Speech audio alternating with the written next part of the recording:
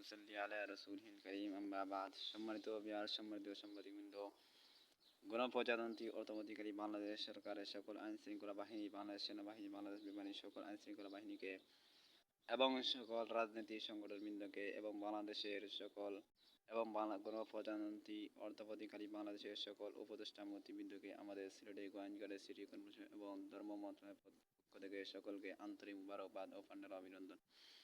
সম্মানিত বিহার সম্মানিত সাংবাদিকবৃন্দ, সম্মানিত উপদেষ্টা মন্ত্রীবৃন্দগণ, আসলে বক্তব্য দেওয়ার জন্য কোনো উদ্দেশ্য নেই আর যোগ্যতাও নেই।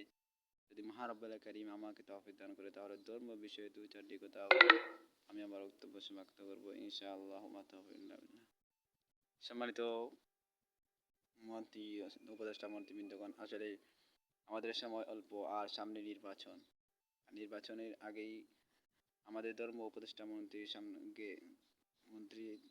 সচিবালয়ে গিয়েছিলেন আমাদের মুরব্বিয়ান উলামায়ে কেরাম, মানে আমাদের কওমি মাদ্রাসা তলিমে ইলমের ছাত্রদের কিছু উপকার করার জন্য।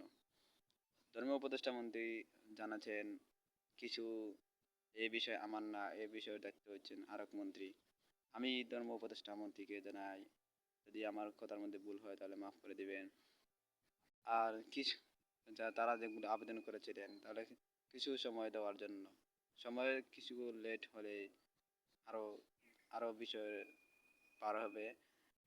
আর সামনে আর নির্বাচন হওয়ার পরেই আমরা যথাযথ চেষ্টা করব কওমি তলবে ইলমের জন্য প্রতিটি প্রাথমিক বিদ্যালয় এবং মডেল মসজিদে যোগানোর জন্য। এগুলো আমার বক্তব্য। আর যেহেতু আমাদের সামনে নির্বাচন, আর নির্বাচনের আগেই আমাদের যেহেতু সিলেটের কৃতি সন্তান তারেক রহমানের স্ত্রী উনি যেহেতু বাংলাদেশে এসেছেন এবং খালেদা জিয়া যেহেতু বাংলাদেশে এসেছেন, তাই ওনাদের নিরাপত্তার জন্য আইন শৃঙ্খলা বাহিনী ভাড়া দেওয়ার জন্য আপনাদের কাছে অনুরোধ জানাচ্ছি। যেহেতু আমাদের সিলেটের কৃতি সন্তান উনি বিবাহ করছেন, তা আমি তো জানি না। আর ওনার বিরুদ্ধে কিছু কথা বলেছিলাম, তাই এগুলো তো কথা থাকতেই পারে। আর আমার ভুল হয়েছে যেহেতু আমি ভুল স্বীকার করলাম। আর যেহেতু আমাদের সিলেটে কৃতি সন্তান বিয়ে করেছেন, তা আমাদের আত্মীয়তা হয়েছে, আমরা গর্বিত হয়েছি।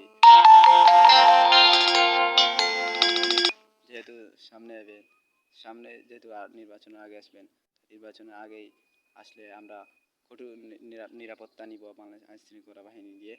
এ বলে আজকে আমি বক্তব্য সমাপ্ত করলাম ইনশাআল্লাহ। আসসালামু আলাইকুম ওয়া রাহমাতুল্লাহি ওয়া বারাকাতুহু।